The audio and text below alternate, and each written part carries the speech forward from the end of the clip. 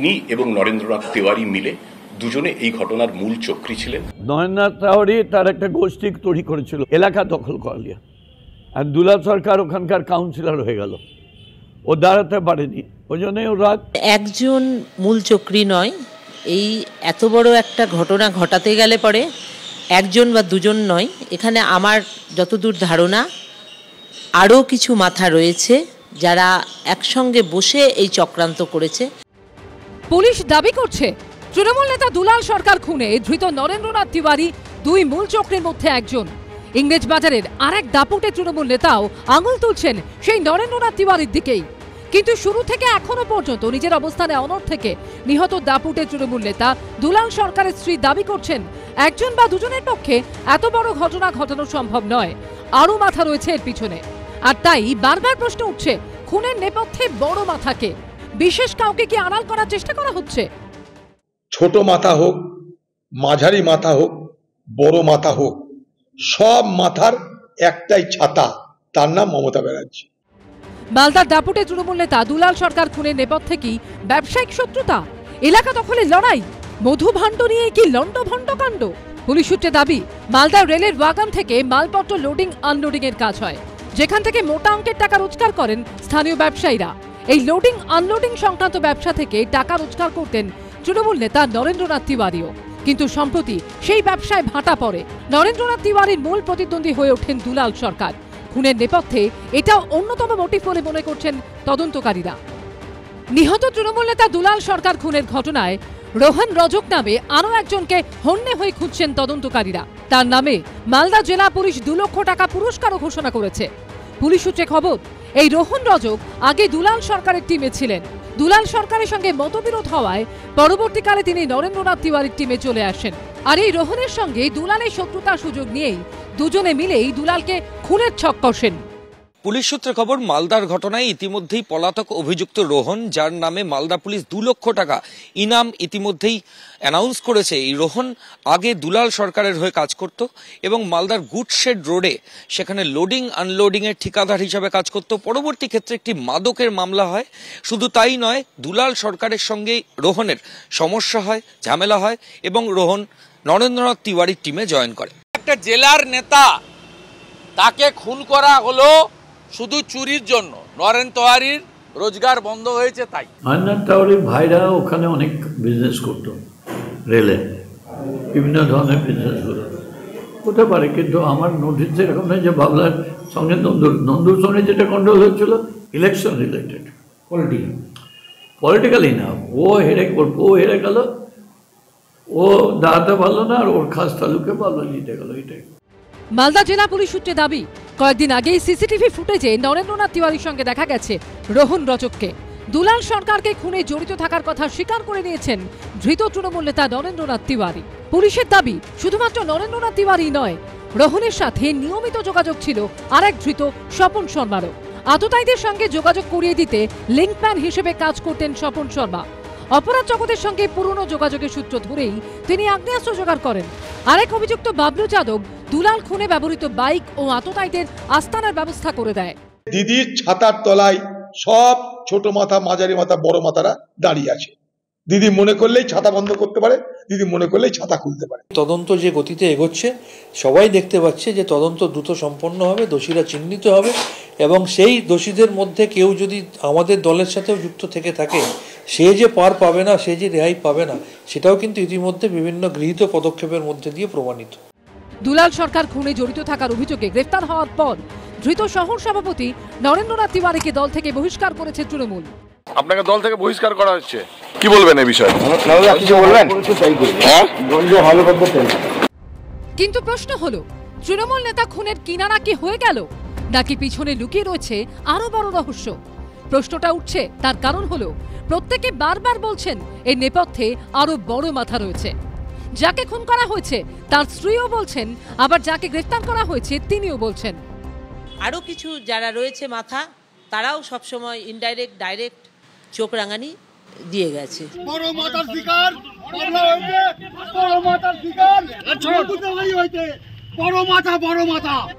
তৃণমূল নেতা খুনে এখনো অবধি পুলিশের জালে ধরা পড়েছে আরও 6 জন, যার মধ্যে রয়েছেন সদ্য বহিষ্কৃত তৃণমূল নেতা নরেন্দ্রনাথ তিওয়ারিও।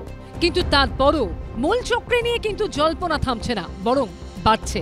এরই মধ্যে চাঞ্চল্যকর দাবি করলেন নিহত তৃণমূল নেতার স্ত্রী।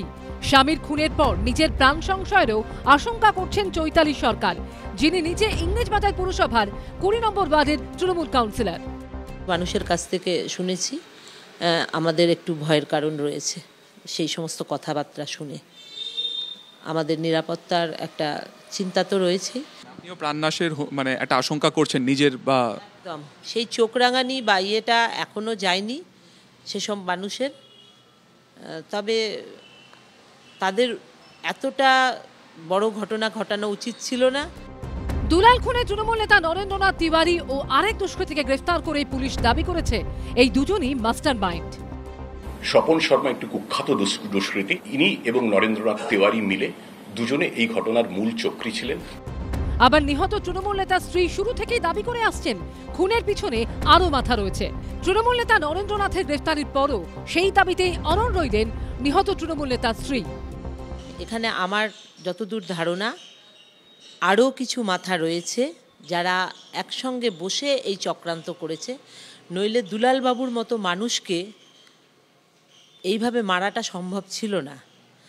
এখানে যাদের যাদের বিভিন্ন জিনিস রয়েছে, যেমন তারা দলগতভাবে তারা চেয়েছিল তার দুলাল সরকারের ক্ষমতা খর্ব করার জন্য, সেই চেষ্টায় ব্যর্থ হয়ে তারা এই পথে গেছে। এবং একজন নয়, আমি বারবারই বলেছি একাধিক জন রয়েছেন যারা এর সাথে যুক্ত, আমার মনে হয়। তাই আমি সবসময় দেখতাম নেতৃত্ব একজন বা এরাও সবসময় একটা চোখ রাঙানির একটা চেষ্টা চলতো আমরা আসতে যেতে।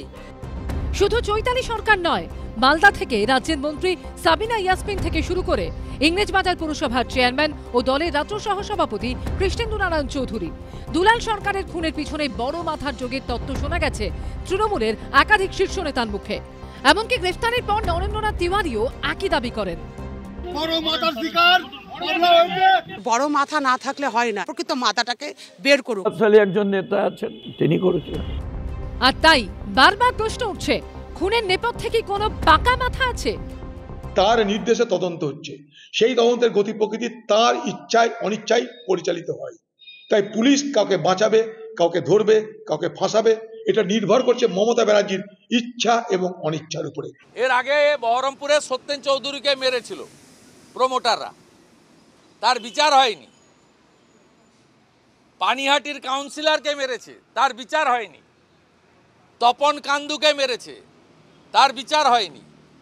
পশ্চিমবাংলায় মমতা ব্যানার্জি চান টাকা দেবেন। ভোটে জিতে কাউন্সিলর হয়েছেন, জেলা তৃণমূলের প্রাক্তন সভাপতি, বর্তমানে সহসভাপতি, ইংরেজবাজার পুরসভার প্রাক্তন চেয়ারম্যান, বর্তমানে কাউন্সিলর।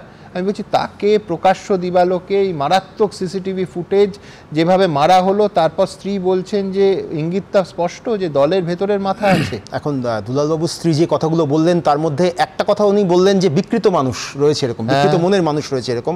এবং দুলাল সরকার সম্পর্কে আমরা যে তথ্যগুলো পাচ্ছি এখন, তার মধ্যে একটা দেখতে পাচ্ছি যে 3 দশকের উপর ধরে মানুষের পাশে থেকেছেন এবং ওই মালদা শহরে এরকম প্রচুর অন্ধকারের শক্তি, প্রচুর অসামাজিক শক্তি, সেই শক্তির বিরুদ্ধে তিনি লড়াই করেছেন। এই লড়াইটা করবার জন্যই তিনি মানুষের কাছে জনপ্রিয় হয়েছিলেন।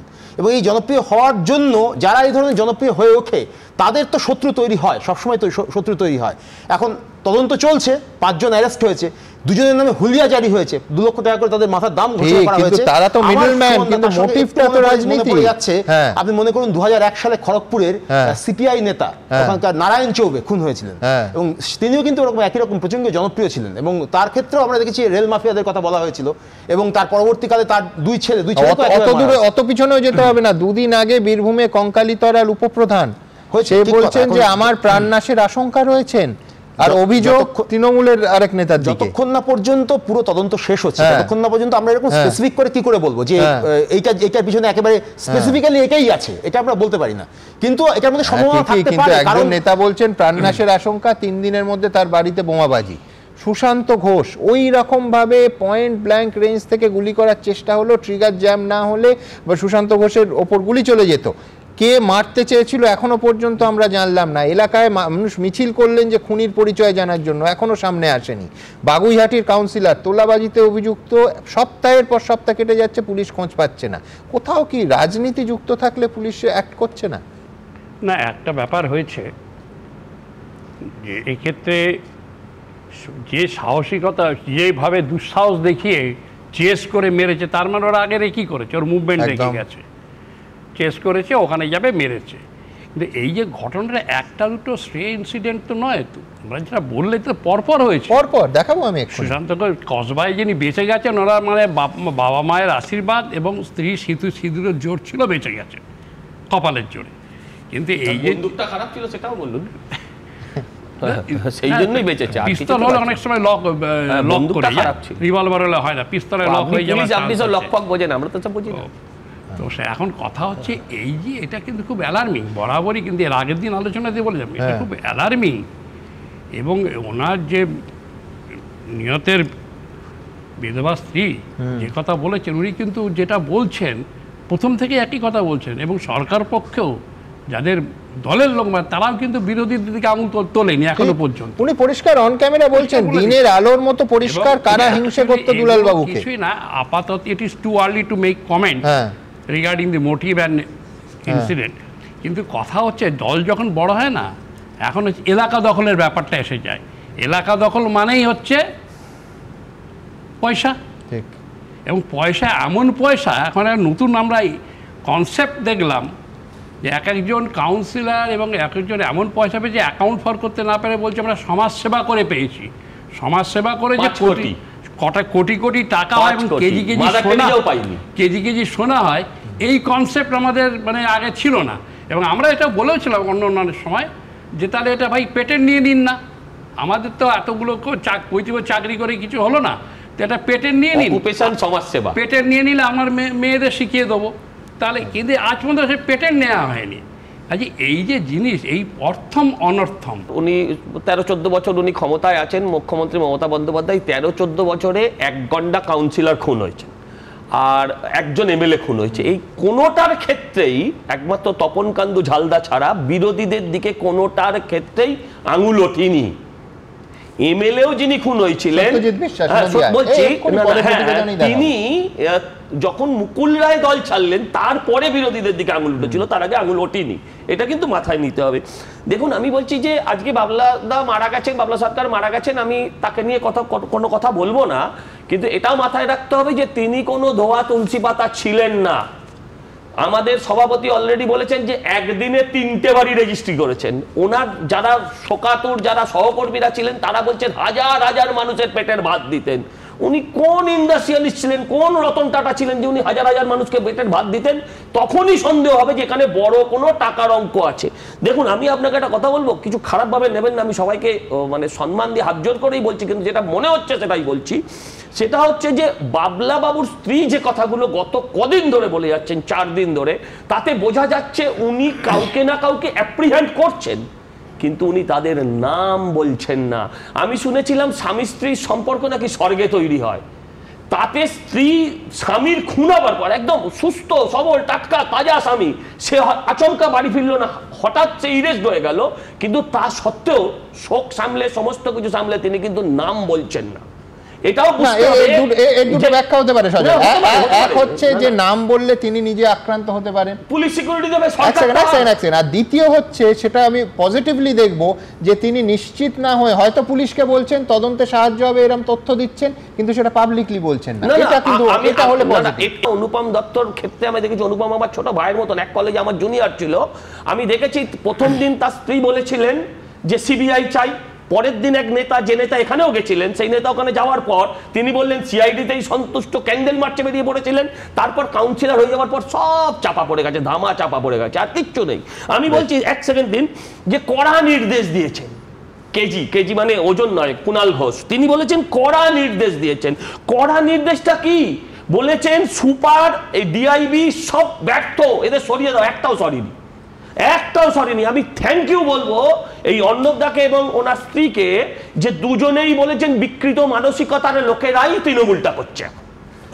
বিকৃত মানসিকতার লোকেরা তৃণমূল করছে এই কথা আমি বলিনি। আমি ওনার স্ত্রী যেটা বললেন আমি সেই কথাটাই আরেকবার এখানে রিপিট করলাম। বিকৃত মানসিকতার লোকেরা কি করছে? না না, বিকৃত মানসিকতার লোকেরা উনি বলেছেন, এটা আমি বলছি না যে উনি বলেছেন। আমি যেটা বলছি যে আমরা যদি এরকম একটা ভাবি, এরকম একটা সমাজের কথা ভাবি যেখানে এই ধরনের কোনো অন্ধকারের শক্তি নেই, কোনো কিছু মানে খারাপ কিছু নেই, সেটা আমার মনে হয় খুব একটা মানে স্বাভাবিক ভাবনা হবে না। ঠিক, অন্ধকারের শক্তি করেছে, কিন্তু একজন মানে আমি স্ত্রীর যুক্তি দিয়েই বলছি যে একজন চেয়ারম্যান হতে পারেন, তাকে খুন হতে হবে, তাকে পথের কথা মনে করবে, এটাই তো সবচেয়ে মানে বিস্ময়ের এবং সবচেয়ে বেশি মানে খারাপ লাগার জায়গা যে আমি বলছি গোষ্ঠীদ্বন্দ্ব থাকতে পারে, সমস্ত দলের মধ্যেই গোষ্ঠীদ্বন্দ্ব থাকে, কিন্তু সেই গোষ্ঠীদ্বন্দ্বের সেই যে পরিণতি, সেই পরিণতি এইরকম জায়গায় যদি চলে যায় তাহলে সেটা কখনোই গ্রহণযোগ্য নয়।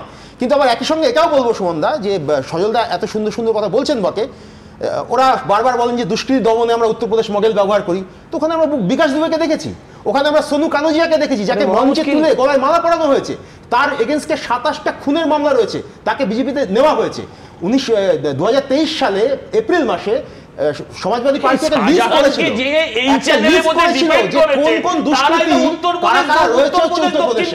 তার মানেটা হচ্ছে যে এটা একটা ফেনোমেনন। আদর্শ বলে কিছু নেই, ফলে শেষ পর্যন্ত ক্ষমতার বৃত্তের মধ্যে থাকো, ক্ষমতাকে ব্যবহার করো, পদকে ব্যবহার করো, এবং ভাগবাটোয়ার রাজনীতির কনটেক্সটেই কিন্তু এই দ্বন্দ্বগুলো হচ্ছে সর্বত্র। এটা আরাবুল এর ক্ষেত্রে আপনি বলতে পারেন, সেটা মালদার ক্ষেত্রে বলতে পারেন, অন্য জায়গাতেই।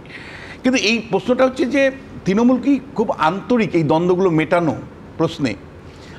আমি এর আগেও আপনাকে বলেছি এই কথাটা যে তৃণমূল কংগ্রেসের যে পার্টি মেকানিজম, সেই পার্টি মেকানিজমের মধ্যে আপাতত তুমিও ভালো ও ভালো, মানে ব্যাঙের গালেও চুমু খাচ্ছে, সাপের গালেও চুমু খাচ্ছে। এই যে মানে বছরকে বছর জেলা স্তরের যে অন্তর্দ্বন্দ্বগুলো রয়ে থাকছে, সেগুলো কিন্তু আমি বলছি যে তৃণমূল ভবন থেকে মেটানো হয় না। এর পাশাপাশি নিহত তৃণমূল নেতা দুলাল সরকারের পুলিশি নিরাপত্তা তুলে নেওয়া নিয়েও বারবার প্রশ্ন উঠছে। গত বৃহস্পতিবার মালদায় বাড়ির সামনে ধাওয়া করে পয়েন্ট ব্ল্যাঙ্ক রেঞ্জ থেকে গুলি করে খুন করা হয় জেলা তৃণমূলের সহসভাপতি ও কাউন্সিলর দুলাল সরকারকে। কেন স্বামীর নিরাপত্তারক্ষী তুলে নেওয়া হয়েছিল তা নিয়ে ফের প্রশ্ন তুললেন নিহত তৃণমূল নেতার স্ত্রী। যারা এই নিরাপত্তারক্ষী তোলাতে যাদের ভূমিকা ছিল, বা এরা সবাই জানতো হয়তো যে নিরাপত্তারক্ষী নেই, সেজন্যই তার উপরে এই নির্মম হত্যার কাণ্ডটা ঘটিয়েছে।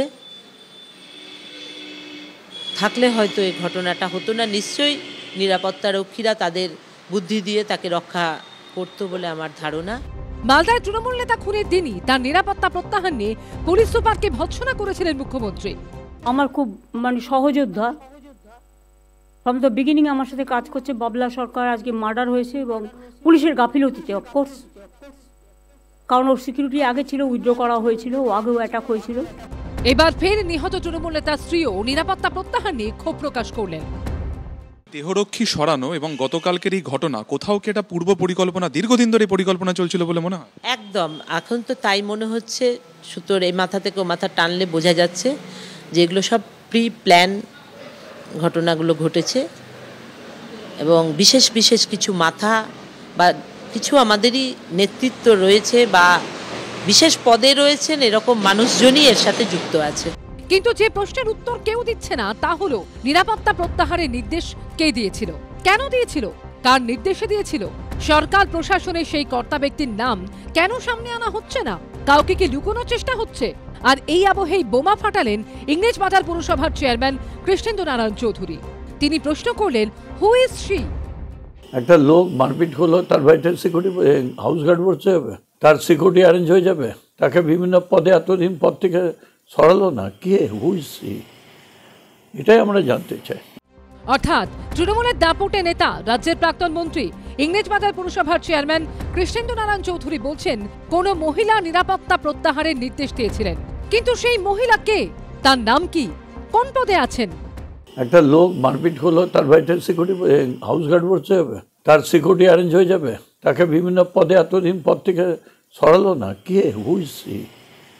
এটাই আমরা জানতে চাই। দুলাল সরকারের সশস্ত্র নিরাপত্তা প্রসঙ্গে কৃষ্ণেন্দু নারায়ণ চৌধুরীর পাশাপাশি এই আবহেই বিস্ফোরক দাবি করেছেন শুভেন্দু অধিকারীও। তার ইঙ্গিত সরাসরি রাজ্যের এক মন্ত্রীর দিকে। আমি তো দায়িত্ব নিয়ে বলছি, মমতা ব্যানার্জির ক্যাবিনেটের একজন রাষ্ট্রমন্ত্রী দুলাল সরকারের নিরাপত্তারক্ষী তোলার জন্য এসপি প্রদীপ যাদবকে ফোন করে নির্দেশ দিয়েছে। নিহত তৃণমূল নেতার নিরাপত্তা প্রত্যাহার প্রসঙ্গে রাজনৈতিক চর্চা তুঙ্গে। বলা হচ্ছে আপনার নির্দেশে নিরাপত্তা তোলা হয়েছিল দুলাল সরকার। এটা আপনাকে পুলিশ বলেছে?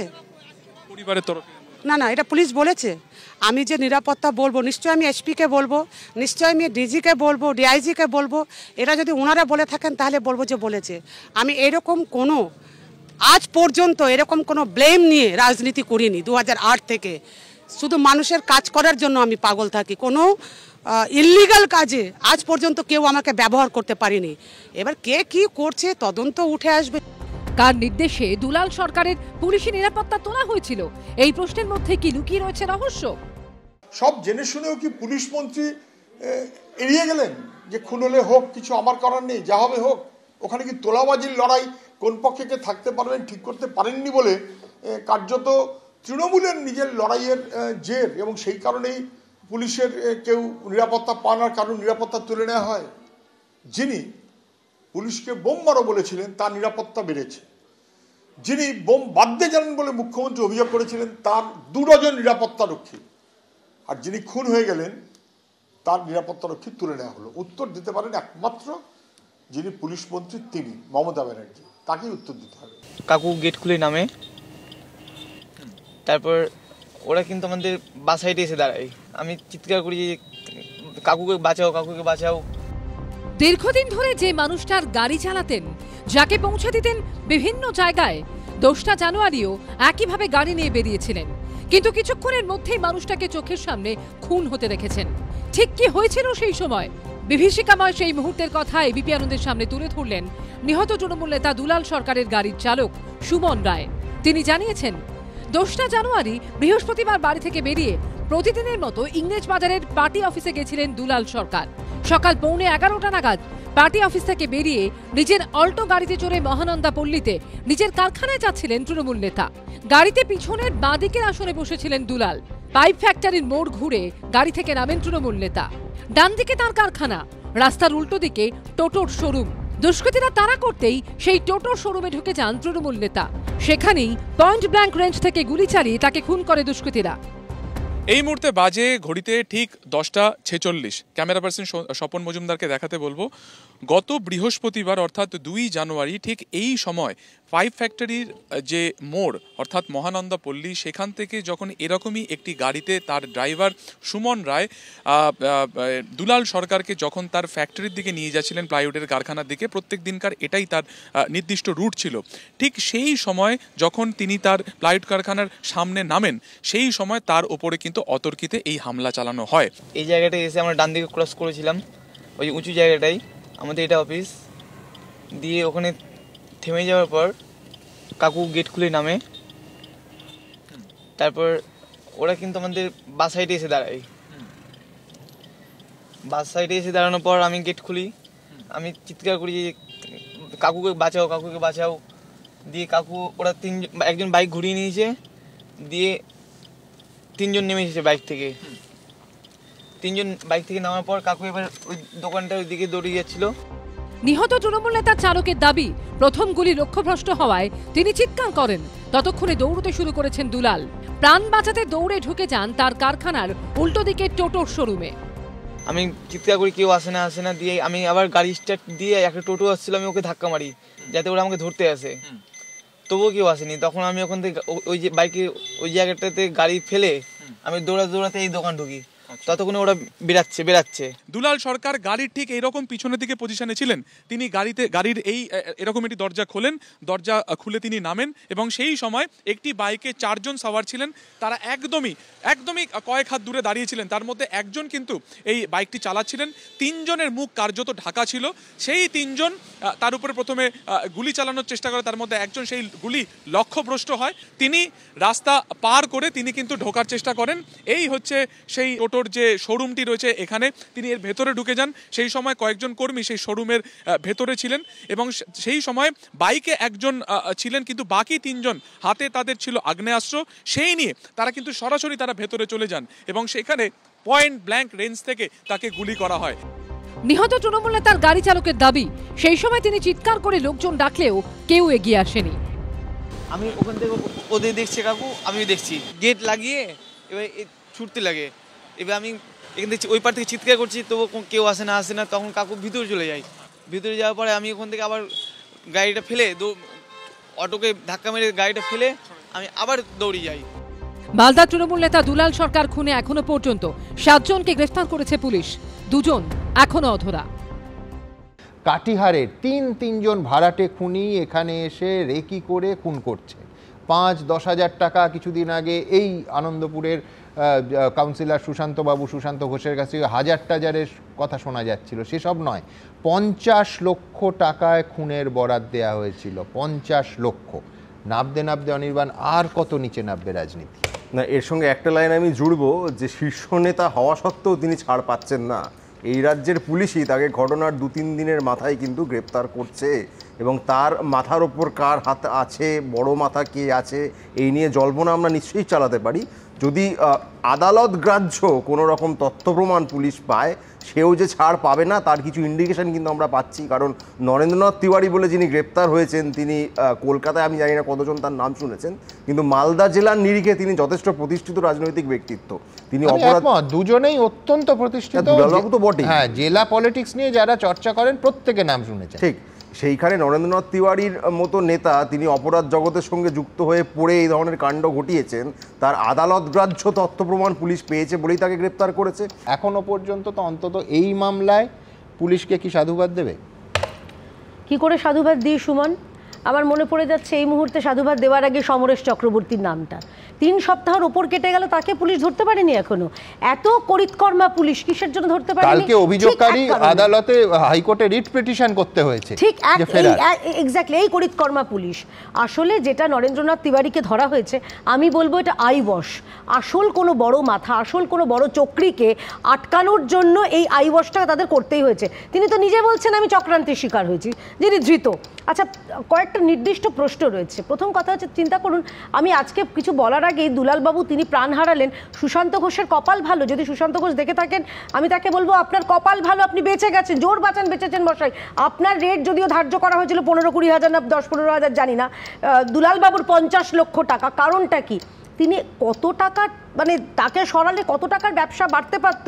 যারা মেরেছে সেটা আপনি বলছেন না যে এই বড় মাথা, যেটা নরেন্দ্রনাথ তিওয়ারিও বলেন, আমরা পার্থ চট্টোপাধ্যায়ের মুখেও কিন্তু এক কথা শুনেছিলাম, বড় মাথা রয়েছে, বড় চক্রী। সবাই খালি বড় কথা বলে কেন? বড়টা কত বড়, কত তলায়, 12, 13, 14 তলায় থাকে কি? এটা আমার জানতে ইচ্ছা করছে। আর পরিশেষে এইটুকু বলি, যারা এখন তৃণমূল করছেন তারা এখন রাজ্যের মানুষ আর ভয়ভীতিতে নেই। তৃণমূল রয়েছে তৃণমূলের কাছ থেকে ভয়ভীতিতে, কারণ মারছে তৃণমূল, মরছে তৃণমূল। দেখুন, মমতা বন্দ্যোপাধ্যায় নিজে সেদিন যে মিটিং থেকে এই সিকিউরিটি তোলার বিষয়ে সরাসরি তিরস্কার করেছিলেন। এটা আমি করছি না বা অন্য কেউ করছেন না, মুখ্যমন্ত্রী নিজে বলেছিলেন। আর দ্বিতীয় কথা, এই বড় মাথা, দিদি এক সেকেন্ড, বড় মাথার যে অভিযোগ এখানে না তৃণমূলের কেউ তুলছেন, বিরোধী দল হিসেবে বিজেপি বহুবার সিবিআই ইডির যে মামলা হ্যান্ডেল করছে সেখানে তারা বড় মাথার কথা বলেছে। পার্থ চট্টোপাধ্যায়ের যে উদাহরণ কেয়াদি দিলেন, সেই মামলা তো রাজ্য পুলিশ করছে না, সিবিআই করছে। তাহলে বড় মাথা যদি থাকে, সিবিআই কি আঙুল চুষছে? নরেন্দ্র মোদী যে বড় মাথাকে বাঁচাচ্ছে, আপনারা নিজেরা একের পর এক সুইসাইডাল গোল করছেন। কি করছে? কতদিন? 10 বছর। শুভেন্দু অধিকারী আপনারা চোর বলেছিলেন। শুভেন্দু অধিকারীকে আপনারা চোর বলেছিলেন। পুলিশ যেটা দাবি করছে যে এই দুজনের নাম বলছেন, নরেন্দ্রনাথ এবং স্বপন শর্মা, এরাই হচ্ছে মূল চক্রী। যদি 50 লাখ টাকা দেওয়া হয়েছিল এটা পুলিশ জানতে পারে, যদি এরা দুজন মূল চক্রী এটা জানতে পারে, তাহলে মোটিভটা কেন পুলিশ জানতে পারছে না? তার মানে এর পিছনে মূল চক্রী যে সে এখনো ধরা পড়েনি।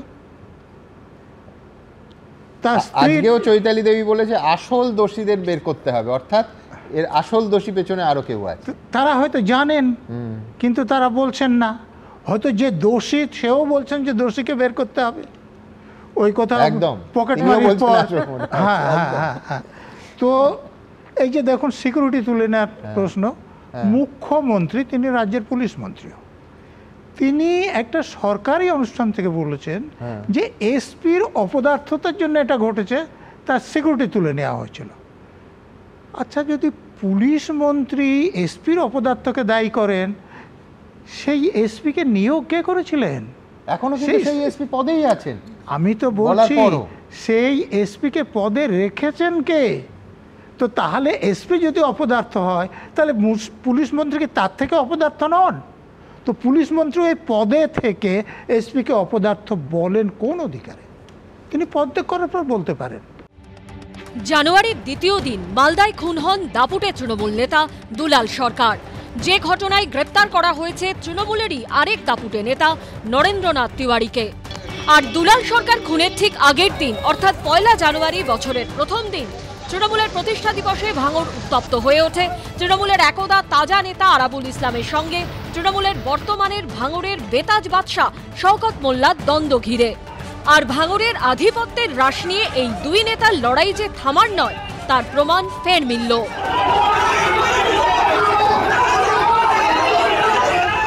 ফের আরাবুল বনাম শওকত গোষ্ঠীর দ্বন্দ্বে তপ্ত হলো এলাকা। এবার পঞ্চায়েত সমিতির অফিসেই তুমুল বচসা, ধাক্কাধাক্কি। একে অপরের দিকে তেড়ে গেলেন তৃণমূলেরই নেতা কর্মীরা। রীতিমতো রণক্ষেত্রের চেহারা নিল ভাঙড় 2 নম্বর পঞ্চায়েত সমিতির অফিস। আরাবুল গোষ্ঠীর অভিযোগ, পঞ্চায়েত সমিতির সভাপতি আরাবুল ইসলামকে উদ্দেশ্য করে কটূক্তি করেন শওকত মোল্লার ঘনিষ্ঠ খায়রুল ইসলাম। তারপরেই দুই গোষ্ঠীর মধ্যে শুরু হয় তুমুল বচসা। রীতিমতো হাতাহাতির পরিস্থিতি তৈরি হয়। পরে উত্তর কাশীপুর থানার পুলিশ গিয়ে পরিস্থিতি সামাল দেয়। হঠাৎ করে বহিরাগত ভাঙড় 1 নম্বর ব্লক থেকে তারা এসে আমাদের পঞ্চায়েত সমিতির সভাপতি সাহেব তিনি বসে আছেন, তারা কটূক্তি করছে এবং বাজে বাজে ভাষায় গালাগালি করছে। আমাদের ছেলেরা সেটা নিয়ে প্রতিবাদ করেছে, গালাগালি করবে না বারণ করা, এই নিয়ে তারা উত্তেজিত হয়ে এখানে একটা ঝামেলার পরিবেশ তৈরি করে বহিরাগতদের নিয়ে এসে এখানকার কিছু যারা কুখ্যাত ক্রিমিনাল তারা অশান্তি করার চেষ্টা করছে। আমরা প্রশাসনকে বলেছি। আরাবুল ইসলাম মহামান্য হাইকোর্টের নির্দেশে বোলাকে উঠছে। বোলাকে উঠার পর উনি অ্যান্টি সোশ্যাল, সমাজের অ্যান্টি সোশ্যাল নাম করা অ্যান্টি সোশ্যাল খুনি, ওনাদেরকে নিয়ে ওঠার পর আমরা আসছি, আমাদের ছেলেদেরকে অকথ্য ভাষায় গালিগালাজ করে।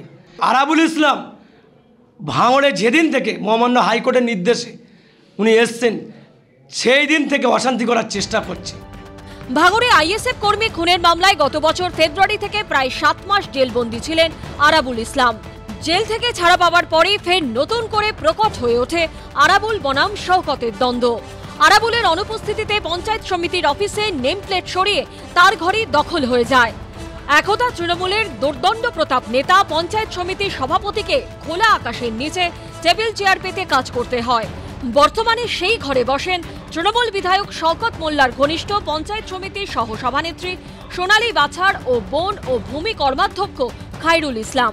চলতি বছরের শুরুতে তৃণমূলের প্রতিষ্ঠা দিবসের দিনও আরাবুল বনাম শওকতের লড়াইয়ের রণক্ষেত্র হয়ে ওঠে ভাঙড়।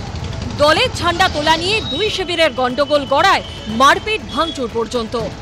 একদা গড় ভাঙড়েই হামলার মুখে পড়েন আরাবুল ইসলাম। ভেঙে গুড়িয়ে দেওয়া হয় তার গাড়ির উইন্ডস্ক্রিন, ভাঙচুর করা হয় তার অনুগামীর গাড়িতেও। হামলার অভিযোগ ওঠে তৃণমূলের বিধায়ক ও ভাঙড়ের পর্যবেক্ষক শওকত মোল্লার বিরুদ্ধে। এবার দুপক্ষের সংঘাতে পঞ্চায়েত সমিতির অফিসেই তুলকালাম কাণ্ড। মুখ্যমন্ত্রী তো কার্যত লাইসেন্স দিয়ে দিয়েছেন। ওই যে ইনফোসিসের প্রোগ্রামে যেদিন গেছিলেন সেদিন শওকতকে পাবলিকলি শিল্পপতিদের সামনে বলেছিলেন যাতে অশান্তি না হয় সেটা দেখার দায়িত্ব শওকতের। শওকত শান্তি রক্ষা করবে, শান্তি রক্ষা করতে গেলে শওকতের বাহিনী আরাবুলকে পেটাবে, না হলে আরাবুলের বাহিনী শওকতকে পেটাবে। এটাই তো তৃণমূল।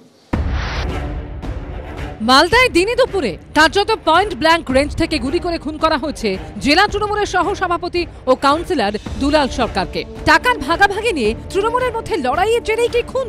এই প্রশ্নের আবহেই এবার দুই বর্ধমান জেলার 3 তৃণমূল নেতাকে সশস্ত্র পুলিশের নিরাপত্তা দেওয়া হলো। তারা হলেন আসানসোল পুরসভার 78 নম্বর ওয়ার্ডের কাউন্সিলর এবং তৃণমূলের রাজ্য কমিটির সদস্য অশোক রুদ্র, পশ্চিম বর্ধমান জেলা পরিষদের সহ সভাধিপতি ও তৃণমূল নেতা বিষ্ণুদেব নুনিয়া এবং পূর্ব বর্ধমান জেলা পরিষদের সদস্য তথা আউশগ্রাম 2 নম্বর ব্লকের তৃণমূলের প্রাক্তন সভাপতি রামকৃষ্ণ ঘোষ। 2022 নভেম্বরে বালি বোঝাই লরির ধাক্কায় 2 তৃণমূল কর্মীর মৃত্যুর পর পুলিশ প্রশাসনের নিষ্ক্রিয়তার অভিযোগ তুলেছিলেন অশোক রুদ্র। তখন তিনি দাবি করেছিলেন বালি চুরি নিয়ে সরব হওয়ায় তার নিরাপত্তারক্ষীও তুলে নেওয়া হয়েছে।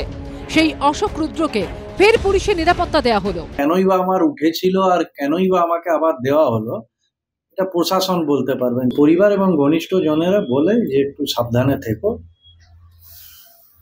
তারা চিন্তায় থাকতে না তুমি। সশস্ত্র পুলিশের নিরাপত্তা দেওয়া হয়েছে পশ্চিম বর্ধমান জেলা পরিষদের সহসভাধিপতি ও তৃণমূল নেতা বিষ্ণুদেব নুনিয়া এবং পূর্ব বর্ধমান জেলা পরিষদের সদস্য রামকৃষ্ণ ঘোষকেও। আউশগ্রাম 2 নম্বর ব্লকের তৃণমূলের প্রাক্তন সভাপতি রামকৃষ্ণ ঘোষ, বিভিন্ন সময় তার সঙ্গে আউশগ্রাম 2 নম্বর ব্লকের তৃণমূলের বর্তমান সভাপতির দ্বন্দ্বের অভিযোগ উঠেছে। এই প্রেক্ষাপটে রামকৃষ্ণ ঘোষকে সশস্ত্র পুলিশের নিরাপত্তা দেওয়া হলো। রাজনৈতিক মতাদর্শের মতবিরোধ হওয়াতে কোথাও কর্মীরা কোথাও বিক্ষোভ আচরণ করেছেন, সে জায়গায় দলের হস্তক্ষেপে আবার তারা এই জায়গায় এসেছেন। কিন্তু প্রশ্ন হলো, পশ্চিম ও পূর্ব বর্ধমানের এই নেতাদের হঠাৎ করে সশস্ত্র নিরাপত্তা রক্ষী দেওয়ার প্রয়োজনীয়তা কেন পড়লো? কাদের থেকে তাদের প্রাণ সংশয়? কি কারণে প্রাণ সংশয়? এই পশ্চিমবঙ্গ সরকার তা জানে যে যত নেতারা আছে তারা টোটালটাই দুর্নীতিগ্রস্ত, তারা সমাজবিদের সঙ্গে যুক্ত, লুটেদের সঙ্গে যুক্ত, কারমানির সঙ্গে যুক্ত, কেউ লোহা, কেউ বালি, কেউ গরু, কেউ নিজেদের গোষ্ঠীদ্বন্দ্ব শিকার। একের পর নেতারা আমাদের হত্যা হচ্ছে, গুলি করছে, খুন করে দিচ্ছে, তাই তারা এখন দেহরক্ষীর চেষ্টা করছে। থানাগুলোতে কার্যত প্রায় লোক নেই, আর প্রতিদিন নতুন নতুন করে মুখ্যমন্ত্রীর নির্দেশে কাউকে 1 ডজন, কাউকে 2 ডজন নিরাপত্তা রক্ষী দিতে হচ্ছে। আর তৃণমূলের নেতারা XY এর সঙ্গে লড়াই করছে, দুজনেই দুজনকে খুন করবে বলে ভয় পাচ্ছে এবং তৃণমূল দল তাতে কোনো ব্যবস্থা নিতে পারছে না। আরে মুখ্যমন্ত্রী রাজ্যের সামলাবেন পরে, আগে তৃণমূল দলটাকে সামলান। প্রত্যেকের বিরুদ্ধে খুনের জন্য ঘুরে বেড়াচ্ছে। তৃণমূল নেতাদের নিরাপত্তা নিয়ে চাপানোতরের আবহেই সীমান্তে টানাপোড়েন চলছে। বর্ডার গার্ড বাংলাদেশ বা বিজিবির সঙ্গে দফায় দফায় ফ্ল্যাগ মিটিংয়েও কিছুতেই বন্ধ হচ্ছে না উস্কানি। মালদার বৈষ্ণবনগরে ভারতীয় ভূখণ্ডে কাঁটাতার লাগাচ্ছে বিএসএফ, আর তাতেও আপত্তি বর্ডার গার্ড বাংলাদেশ ও বাংলাদেশের সীমান্তের নাগরিকদের। আর এই পরিস্থিতিতে অবশেষে সীমান্তে কাঁটাতার দেওয়ার কাজ বন্ধ করে দিতে বাধ্য হলো বিএসএফ। কবে কাজ শুরু হবে তাও স্পষ্ট করেনি ভারতীয় সীমা সুরক্ষা বাহিনী। মঙ্গলবারের পর বুধবারও ফের উত্তেজনা ছড়ায় বৈষ্ণবনগর সীমান্তে। রীতিমতো আগ্নেয়াস্ত্র হাতে ট্রেঞ্চ কেটে সেখানে মোতায়েন থাকতে দেখা যায় বিজেপির জওয়ানদের। তার জেরে মালদার বৈষ্ণবনগরে ভারত বাংলাদেশ সীমান্তে আপাতত ফেন্সিং দেওয়ার কাজ বন্ধ করে দিতে হলো বিএসএফকে। কবে কাজ শুরু হবে তাও স্পষ্ট করেনি বিএসএফ।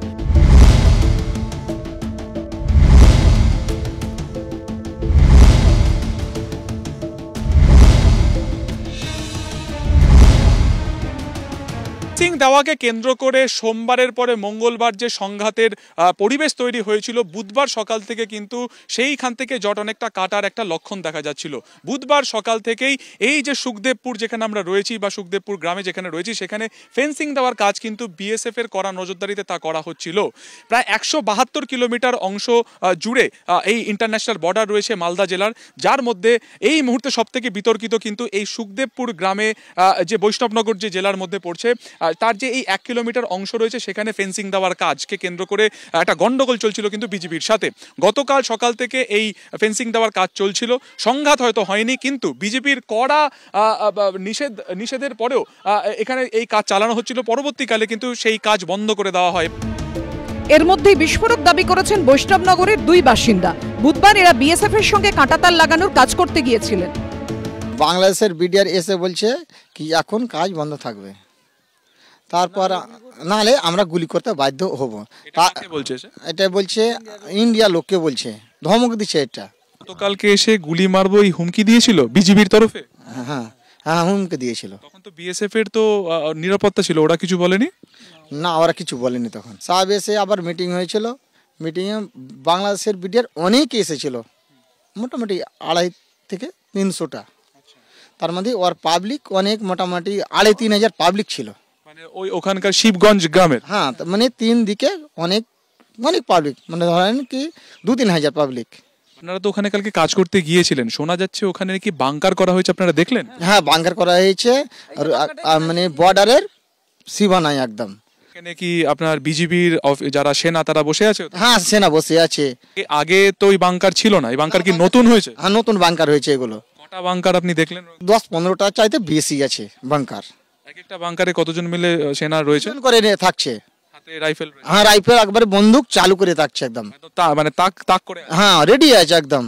আধা ঘন্টা পর আমরা যখন কাজ বন্ধ করে দিল, যখন রাইফেল টাইফেল দেখাই, তারপরে আমরা ওখান থেকে নিচে নেমে গেছি। মানে আপনাদের দিকে তাক করেছিল, বলছিল কি বলছিল? এই হট না তো গুলি করে দেবো। এপারে বৈষ্ণবনগরের সুখদেবপুর গ্রাম, ওপারে বাংলাদেশের চাঁপাই নবাবগঞ্জ জেলার শিবগঞ্জ এলাকা। তথ্য বলছে মালদা জেলায় বাংলাদেশ সীমান্ত 172 কিলোমিটার, স্থলভাগে 18 কিলোমিটারে নেই কোনো কাঁটাতার। বৈষ্ণবনগরের সুখদেবপুর গ্রাম লাগোয়া প্রায় 1 কিলোমিটার সীমান্ত এলাকা অসুরক্ষিত, সেখানেই কাঁটাতার লাগানোর কাজ করছে বর্ডার রোড অর্গানাইজেশন। আর এতেই আপত্তি বাংলাদেশের। মঙ্গলবার কাঁটাতার বসানোর কাজে বাধা দেয় বিজিবি, জানিয়ে নজিরবিহীন সংঘাতের পরিস্থিতি তৈরি হয়। বিজিবির তরফে আজব দাবি করা হয়েছে এখানে কাঁটাতার দেওয়া যাবে না। ইন্ডিয়ার ভিতরে 100 গজ ভিতরে তারা কাঁটাতার করার জন্য পূর্ব প্রস্তুতি কিছু কাজ শুরু করেছিল এবং আমরা বাধা দিয়েছি। বিজেপির সঙ্গে কাঁটাতার লাগানোয় বাধা দেয় বাংলাদেশের নাগরিকরাও।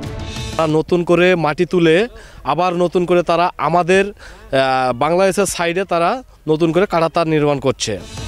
পাল্টা বিজেপির সঙ্গে ফ্ল্যাগ মিটিংয়ে বিএসএফও বুঝিয়ে দেয় ভারতীয় ভূখণ্ডেই কাঁটাতার দেওয়ার কাজ চলছে। এরপর বুধবার সকালে ফের কাজ শুরু হয়, কিন্তু ফের বিজেপি কাঁটাতার লাগানোর কাজে বাধা দেয়। সেখানে হাজির হয় বাংলাদেশের নাগরিকরাও। এটা আমাদের বিজেপি বাধা প্রদান করেছে, এই নিয়ে একটা উত্তেজনা। এদিকে সীমান্তের এপারে বৈষ্ণবনগরের বাসিন্দারাও জমায়েত করেন। রীতিমতো উত্তেজনার পরিস্থিতি তৈরি হয়। বিএসএফ এবং বিজেপির তৎপরতায় পরিস্থিতি নিয়ন্ত্রণে এলেও বৃহস্পতিবার সকাল থেকে কাঁটাতার লাগানোর কাজ বন্ধ রয়েছে। কিন্তু সীমান্তে কাঁটাতার লাগানো হলে বাংলাদেশের আপত্তি কিসের? আমরা এটাই আশা করি কি আমরা ক্লোজেস্ট নেবার, এর ধরনের যদি কিছু উকসানি না হলেই ভালো। চোরা কারবার হচ্ছে, ওই জন্যই তো এটা তার কাটা দেওয়া খুব প্রয়োজন। এই পথে কি অনুপ্রবেশের ঘটনা ঘটতো আগে?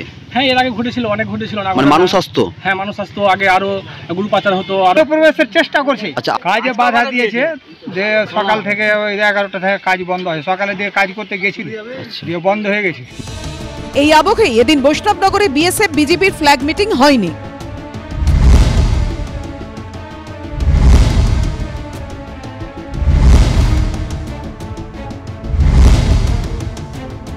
সোম ও মঙ্গলবার দিনকে ফেন্সিং দেওয়াকে কেন্দ্র করে বিএসএফ এবং বিজেপির মধ্যে যে সংঘাত ছবি সামনে আসে, সেইখান থেকে দাঁড়িয়ে গতকাল অর্থাৎ বুধবার সকাল থেকে কিন্তু দেখা গিয়েছিল যে বিএসএফ এর কড়া নিরাপত্তাতে ফেন্সিং তৈরি কাজ চলছিল সুখদেবপুর গ্রাম লাগোয়া যে সীমান্ত রয়েছে সেখানে। কিন্তু সেইখানে সন্ধ্যার পর থেকে ফের বিজেপির আপত্তিতে গোটা ফেন্সিং দেওয়ার যে পর্ব তা কিন্তু কার্যত থমকে যায় এবং একাধিক ফ্ল্যাগ অফ মিটিংয়ের পরেও কোনো সমাধান সূত্র বেরোয়নি।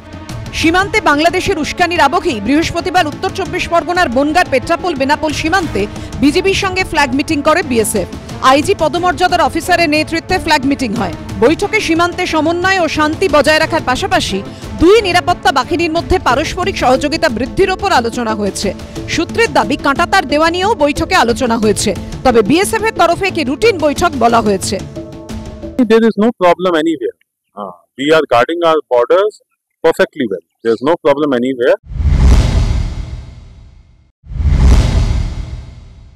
সরকারে আছেন এখন যারা চালাচ্ছেন দেশটা, তাদের হয়তো কিছু ইনস্টিগেশন থাকলেও থাকতে পারে। তা নাহলে এ তো মানে সোলজাররা যারা আছেন বর্ডার সেক্টরে থাকেন তারা সরকারের নিয়ন্ত্রিত, সরকারের দ্বারা নিয়ন্ত্রিত। আমরা তো আমাদের জমিতে বেড়া দিচ্ছি, আমরা তো বাংলাদেশের জমিতে বেড়া দিতে যাচ্ছি না। সেখানে বাধা দেওয়ার কোনো যুক্তিসঙ্গত কারণ আছে বলে আমি মনে করি না। সীমান্তের উত্তেজনা যেভাবে বাড়ানো হচ্ছে এটা খুব খারাপ হচ্ছে এবং আমাদের উপমহাদেশকেই কলুষিত করছে এবং এটা একটা দেশের উত্তেজনা আরেকটা দেশকে উত্তেজনা বাড়াতে সাহায্য করছে। বাংলাদেশের উত্তেজনা আমাদের ভারতবর্ষকেও উত্তেজিত করতে সাহায্য করছে। এটা কোনোভাবেই সমীচীন নয়, কোনোভাবেই কাম্য নয়। ভারত সরকারকে যথাযথ গুরুত্ব দিয়ে দেখা উচিত। দুটি দেশের মধ্যে বিষয়, প্রশাসনিক স্তরে তারা এটাকে ঠিক করে নেবে, তবে স্থানীয় মানুষ কোনো অবস্থাতেই বাংলাদেশের এ ধরনের কোনো আচরণকে মেনে নেবে না। মানুষ বিএসএফের সঙ্গে আছে, রাজ্যের মুখ্যমন্ত্রী, রাজ্যের শাসক দল, তাদের নেতারা, তারা বিএসএফের বিরুদ্ধাচারণ করছে। একদিকে যখন সীমান্তে বাংলাদেশের উস্কানি, তখন ভুয়ো নথি দিয়ে আসল পাসপোর্ট তৈরির চক্রের যত গভীরে যাচ্ছে পুলিশ, ততই যেন মণিমাণিক্য উঠে আসছে। অনেকে বলছেন যে অনেকগুলো দোকান বন্ধ হয়ে যাবে। ড্রাগ পাচার, অস্ত্র পাচার, গরু পাচার, জঙ্গি যাতায়াত, এমনকি হিউম্যান ট্রাফিকিং মানে মানুষ পাচার। ঠিক এইখান থেকে অধ্যাপক চক্রবর্তী, আপত্তির মূল কারণ কি এটা? নয়তো এই তো একটা স্বাভাবিক রুটিন বিষয়, এখানে এই ঝঞ্ঝাট ঝামেলা হবে কেন? দেখুন, বাংলাদেশ যেটা চাইছে ভারতকে একটা লম্বা যুদ্ধের মধ্যে নিয়ে আসা, ভারত যুদ্ধে ঢুকে পড়ুক, এটাই ওরা চাইছে। নানানভাবে ভারতকে উত্ত্যক্ত করছে। যুদ্ধের মহড়া আমরা দেখলাম, তার কি মানে ভারতের কাছে আমি জানি না। হ্যাঁ, পরিষ্কার উত্ত্যক্ত করা, তুমি যুদ্ধ শুরু করে দাও। এরপরেই দেখা গেল যে ওরা আজকের শুধু একটা জায়গায় হলে আমি বুঝতাম যে কোনো একটা লোকাল ডিসপিউট রয়ে গেছে, বেশ কয়েকটা জায়গায় বর্ডারে আজকে দেখা যাচ্ছে যে ঝামেলা হয়েছে, অর্থাৎ ওদের যে বাংলাদেশ রাইফেলস, যেটা বর্ডার গার্ড নাম দিয়েছে, তাদের পরিষ্কার ডিরেকশনস আছে, তুমি ভারতের সঙ্গে যে কোনো কারণে এক অছিলায় একটা ঝগড়ার পরিবেশ তৈরি করো, যাতে করে ভারত গুলি চালায়, যুদ্ধ শুরু হয়। তাহলে হবে কি, এই যুদ্ধ যদি একবার শুরু হয় বা যদি এই জায়গায় যদি কোনো ঝামেলা শুরু হতে থাকে, মানে সীমান্ত এলাকা ভিত্তিক, তাহলে এটা অনেক দিন ধরেই চলবে। বাংলাদেশে এখন মৌলবাদদের, ওনার সাথে মিলিয়ে আমি কথাটা বলছি যে মৌলবাদদের বাড়বাড়ন্ত এবং পলিটিক্যাল পরিসরটা কমছে। আপনি যদি একটু নজর করেন, একদিকে বিএনপি নির্বাচন চাইছে, আবার জামাত নির্বাচন চাইছে। আপনি যদি নজর করেন, বিএনপি কিন্তু প্রথম যেমন আপনাকেও অ্যাটাক করছিল, এই করছিল, এখন বিএনপি এদের অ্যাটাক করছে একদম, রাইট? জামাতকে। আচ্ছা, এইবার হচ্ছে এই কিছু অর্বাচীন ছাত্র আছে, তারা নিজেদের অ্যাটাক করছিল, এখন তারা ক্ষমা চেয়ে বেড়াচ্ছে, এবং লোকে একটা ধারণা করেছে যে শেখ হাসিনা ফিরে আসলে কি হবে। এবার আর মূল্যবৃদ্ধি, এই সব কিছুর থেকে নজর হটাতে একমাত্র উপায় হচ্ছে যদি একটা যুদ্ধজিগির তোলা যায়। কারণ এই যে বিএসএফ এর লোকগুলো, দেখুন বিএসএফ এর সাথে বিজিবির meetings, flag meeting, joint patrolling, sector level meeting সব হয় এবং এই ঘটনাগুলো হয়। কিন্তু এই যে একটা মানে দেখুন, আপনি যদি ইউটিউবে দেখেন না এই বিএসএফ এর ইনসিডেন্টে, লোকেরা পুরো কমেন্টস দেখুন, বাংলাদেশের যে ইউটিউব ভিডিওসগুলো, তারা কি আনন্দ করছে। তারপরে আবার ওই ভদ্রলোক মেজর ডালিম আবার একটা বিশাল ইউটিউব ভিডিও দিয়েছে, সরাসরি ভারত বিদ্বেষ। হ্যাঁ, এবং 71 সেই রাজাকারদের সেন্টিমেন্ট। এইখানে একটা কথা বলবো, কিন্তু সেটা একটা খুব ইন্টারেস্টিং। পাকিস্তান এসেছিল সাহায্য করতে, হঠাৎ কি হলো জানি না, কে কোথায় কলকাঠি নাড়লো, আফগানিস্তান পাকিস্তানে এমন যুদ্ধ লেগে গেল, এখন ওদের 3-4টে জায়গায় ফেসে গেছে ওরা। একটা হচ্ছে ওয়াখান করিডর, একটা হচ্ছে ডুরান্ড লাইন, এদিকে ইরান হয়তো এবার শুরু করবে, কেউ কলকাঠি নেড়েছে, ভালো হচ্ছে, তাহলে খুবই ভালো। কোকড়াঝড়ে জঙ্গি শিবির চলছে আসামের ভেতরে ঢুকে গিয়ে, মানে ভারতবর্ষের সীমান্ত পার করে গিয়ে, সেটা অদ্ভুত। মানে আমার কাছে উত্তর নেই। দেখো, এত যে আমরা কথা বলি, এখানে ব্রিগেডিয়ার দাস ছিলেন, আমরা বললাম বিশ্বনাথ দাস আছেন, বারবার বলো, তুমি প্রশ্ন করো যে এই যে নির্যাতন হচ্ছে, সংখ্যালঘুদের উপর অত্যাচার হচ্ছে, ব্যাপার সমস্যা সবার, আমাদের সর্বত্র ভারতবর্ষের, আমার যেমন তোমার যেমন, সবার ক্ষেত্রে সমান। কিন্তু দেখো, এত কিছু করার পরও ভারত সরকারের যখন স্বরাষ্ট্র সচিব ওদেশে যায়, ওদেশে যাওয়ার পর বিক্রম মিস্ত্রি গিয়ে বলে আমাদের সঙ্গে যে সম্পর্ক ছিল আগে, এখনও সেটাই বজায় থাকবে, সম্পর্ক খারাপ হওয়ার কোনো অবকাশ নেই। তো আজকে যদি সেই যে উক্তি ভারত সরকারের, সেটা কি কোনো প্রেরণা যোগায় না বাংলাদেশকে? সেটা কি প্রভোগ করে না যে আজকে ভারত সরকারের সেই জায়গায় নির্লিপ্ত, এবং এত কিছু হওয়ার পরে, এত সংখ্যালঘু অত্যাচার হওয়ার পরে ভারত সরকারের স্বরাষ্ট্রসচিব বাংলাদেশে গিয়ে, হাইকমিশনকে টাকা হয়নি, উনি নিজে বাংলাদেশে গেছেন, গিয়ে বলে এসেছেন আমাদের যে সম্পর্ক ছিল যেরাম ছিল সেরামই থাকবে। এর উত্তর আমি জানি না সুমন, কেন এই উত্তর ভারত সরকার। কিন্তু তোমার প্রথম পার্টে তুমি অনুপ্রবেশের কথা বললে, এখন তৃণমূল বলে যে বিএসএফ এর দায়, কিন্তু 2014 সালে মুখ্যমন্ত্রী যখন এই অনুপ্রবেশকারীদের চিহ্নিত করার কথা বলে, তখন তো পুলিশ উদ্যোগী হয়েছিল, অর্থাৎ দায় রাজ্যেরও আছে, বিএসএফ এর তো মূল দায়। আমি অস্বীকার করছি না। মূল কথা কি জানো, যেভাবে মমতা বন্দ্যোপাধ্যায়কে দাগিয়ে দেওয়া হচ্ছে, মানে মনে হচ্ছে মমতা বন্দ্যোপাধ্যায় রাজ্য পুলিশ লাঠিসোঁটা নিয়ে অরক্ষিত জায়গায় বর্ডার সিকিউরিটিকে বাদ দিয়ে সীমান্ত বাধা দেবে, ব্যাপারটা সেরকমই। অনুপ্রবেশ হচ্ছে, আজকে দাঁড়িয়ে স্বরাষ্ট্র মন্ত্রক থেকে একটা কথা বলা হয়েছে, ওবিসি মামলা জাজমেন্টটা পড়েছিল তোমরা, জাজমেন্টে প্যারাগ্রাফ নাম্বার 270-তে হাইকোর্ট কি বলছে, আমি একটু পড়ছি, একটু টাইম লাগবে আমার। হ্যাঁ, লেখা আছে, the unusually high number of applications received from the said period, the speed, process, manner, procedure of recommendation and the mechanical inclusion of the said classes comprising 99% of Muslim leave serious doubt as regard to their bona fide. Next line is important. They seem to bear an uncanny and illegal nexus with the political announcement by the Chief Minister of the state before impending state election for the year 2021. মানে রাজ্যের মুখ্যমন্ত্রীর uncanny একটা political গোল ছিল তার পিছনে। এবার কেন বলছি আমি এটা, এই অনুপ্রবেশ যেগুলো ঘটছে, অনুপ্রবেশ করার পর বিএসএফ ধরছে, ধরার পর হ্যান্ড ওভার করছে পুলিশের কাছে, রাইট?